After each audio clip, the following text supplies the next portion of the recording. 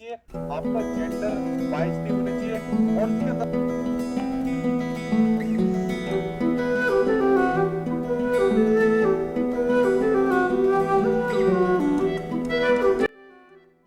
Hello, good morning, प्रणाम, आदाब, सत श्री अकाल। कैसे हैं आप सब? आई होप आप लोग ठीक होंगे। मैं निधि आप सबों का आज के इस वीडियो में बहुत बहुत स्वागत करती हूं। तो मेरी सुबह हो चुकी है और मेरी सुबह हुई है भगवान की भक्ति से।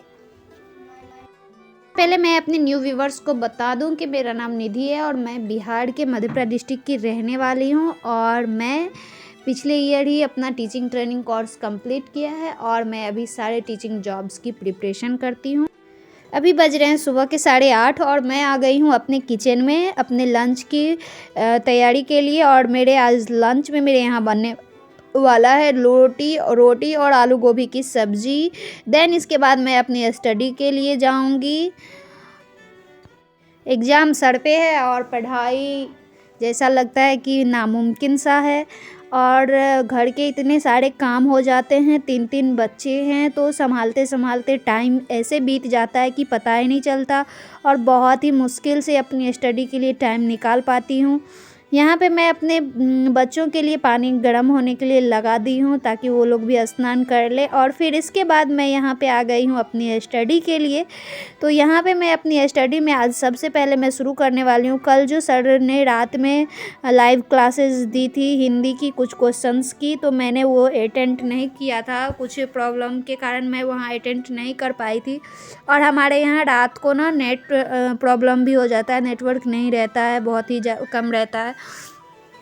तो इस वजह से मैं क्लास तभी अटेंड नहीं कर पाई थी। तो मैं अभी सर का क्लास पहले वो क्वेश्चन देख लूँगी। तो अभी करीबन 1.5 घंटे की क्लास है, तो मैं सबसे पहले वो क्लास ख़त्म करूँगी हिंदी की और उसके बाद फिर मैं अपने हिंदी की नोट्स से फिर कुछ क्वेश्चन आंसर को रिवाइज करूँगी।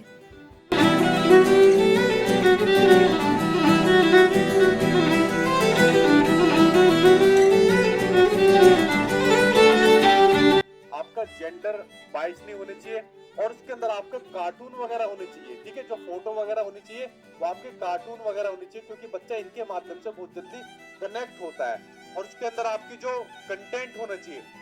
यहाँ पे मैंने सर का क्लास ख़त्म कर लिया है और 30 क्वेश्चंस में से मेरा 21 सही हुआ है और 9 गलत हो गए हैं। और इसके बाद मैं अपना हिंदी का नोट्स निकालूंगी।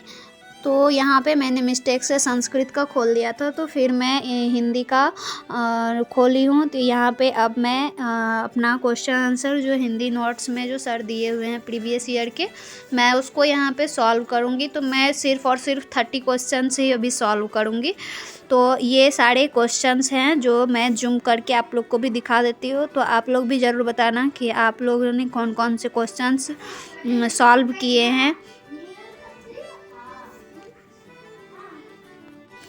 इसमें जो है ना भाषा अर्जन और भाषा अधिगम से जो है ना भर भर के क्वेश्चंस आते हैं। जैसे भाषा अर्जन के बारे में जो दिया हुआ है कि वो अचेतन प्रक्रिया है, स्वाभाविक प्रक्रिया है, अनौपचारिक प्रक्रिया है, मातृभाषा भाषा अर्जन किया जाता है। और भाषा अधिगम जो है चेतन प्रक्रिया है, नियमबद्ध प्रक्रिया है, औपचारिक प्रक्रिया और दूसरी भाषा है। भाषा अधिगम जो है सो हम सीखते हैं और भाषा अर्जन जो है सो वो ऑटोमेटिक अर्जित हो जाती है जो मातृभाषा से आती है। भाषा अधिगम जो है सो वातावरण से होता है और लक्ष्य भाषा कहलाता है। जो दूसरी भाषा जो स्कूली भाषा होती है वो लक्ष्य भाषा कहलाती है। के बाद फिर एक टॉपिक है कि बच्चा कितने माह में जो है सो कूकना स्टार्ट करता है। तो 6 सप्ताह में जो है बच्चा कूकना स्टार्ट करता है। उसके बाद फिर ये सब भी क्वेश्चंस आते हैं कि 6 माह में बच्चा क्या करता है, तो बबलाना स्टार्ट करता है। 1 साल में 1 शब्द बोलते हैं और टेलीग्राफिक जो 2 शब्द होते हैं वो 18 से 24 माह में बोले जाते हैं और लंबे उच्चारण 2 साल से 4 साल किया जाता है। और मानक भाषा जो होता है शिक्षा व कार्य हमारी काली भाषा होती है, मातृभाषा तो हमारा पहला भाषा ही होता है जो हम स्वाभाविक रूप से ही सीख लेते हैं आमतौर पे। और उसके बाद फिर व्याकरण विधि से भी भर भर के क्वेश्चंस आते हैं, प्रत्यक्ष विधि है, उसके बाद व्याकरण अनुवाद विधि है।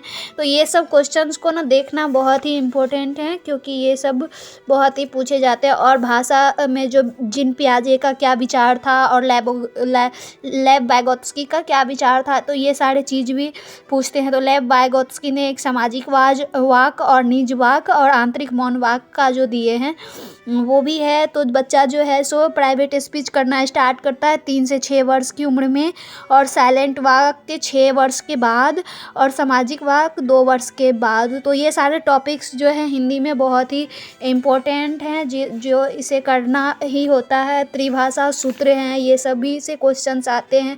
तो अब तो बहुत ही कम टाइम बचा है, और जैसे कि मेरे बच्चों को जो सर पढ़ाने आते हैं उसका तो 28 को ही है एग्ज़ाम, तो उनका एडमिट कार्ड शो हो गया है, बट मेरा अभी तक नहीं आया है। तो ऐसा लगता है कि अब मेरा जो है सो 5 जनवरी के बाद ही होगा, इस वजह से नहीं आया है। तो अभी का यहाँ पे मैंने अपना क्वेश्चन भी सॉल्व कर लिया है, और मैं अब देख लेती हूँ कि मुझे कितने मार्क्स मिले हैं। यहाँ पे मुझे आउट ऑफ 30 में 24 मार्क्स मिले हैं। तो अब इसी के साथ मैं अपना वीडियो एंड करती हूँ, और आप लोग अभी तक मेरे वीडियो में बने रहे, आप लोगों का बहुत बहुत धन्यवाद। और आशा करती हूँ कि आप लोग बहुत ही अच्छे और जोश के साथ अपने एग्ज़ाम की प्रिपरेशन कर रहे होंगे। और आप लोग ज़रूर कमेंट में बताइएगा कि किसका एग्ज़ाम जो है, आप लोगों में से किन किन का एग्ज़ाम 28, 29, 30, 31 को पड़ा है, और किन का एडमिट कार्ड आ गया है। तो ज़रूर बताइएगा, और तब तक के लिए बाय बाय, थैंक यू।